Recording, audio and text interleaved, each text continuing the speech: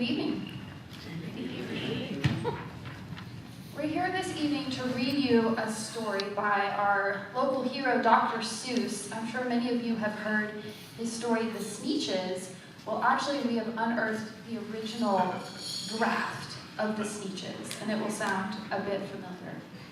Should we tell them in the Episcopal Church that we're known as Thing 1 and Thing 2? Yes. In the Episcopal Church, we're known as Thing 1 and Thing 2. Now the Sneetches from Rome each had a red dot, while the Anglican Sneetches a green dot. These dots weren't so big, they were really so small. You might think such a thing wouldn't matter at all. But although the dots were only a smidgen, to some they became a sort of religion. The whole thing turned into a big competition for who was the best kind of sneetch in the kitchen. The green dots and red dots, their neighbors would tease whenever they had things they needed to freeze. Look at all of this shelf space, they taunt. We can have all the cold cookies we want.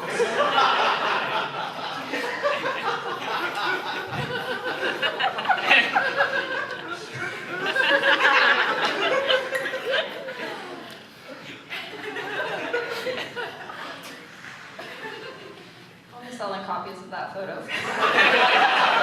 Without going deeper. And when events happened in Roeder Hall, would they share the space?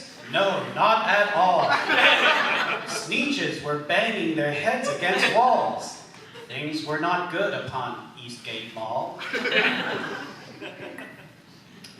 Then one day, it seems, while the greens and the reds were feuding and brooding and banging their heads, and everyone's nerves were starting to fray, a stranger wheeled up to save the day.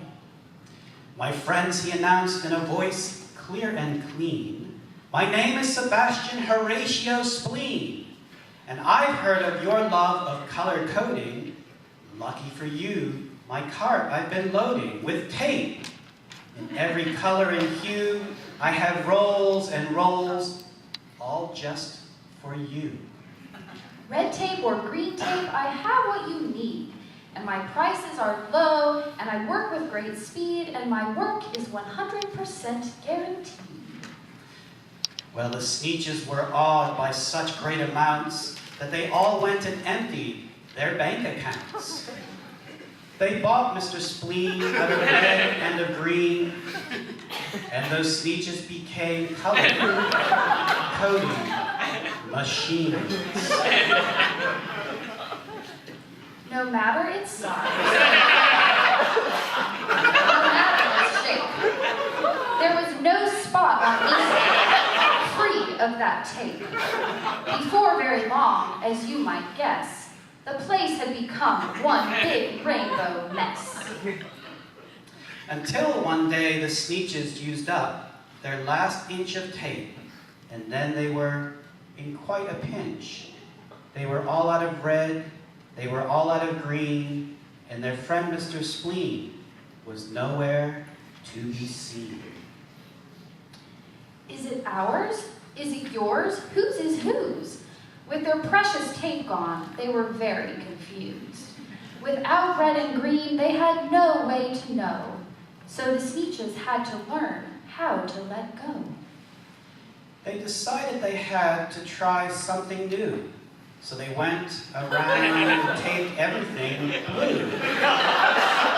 No, they didn't. We're just kidding. That's not what they did. They decided to bid their tape adieu. They took off the tape and the dots from their heads, and that was the end of the greens and the reds.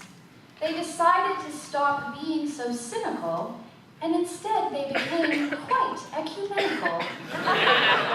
The Sneetches began to share all things as friends. And that, dear listeners, is the end.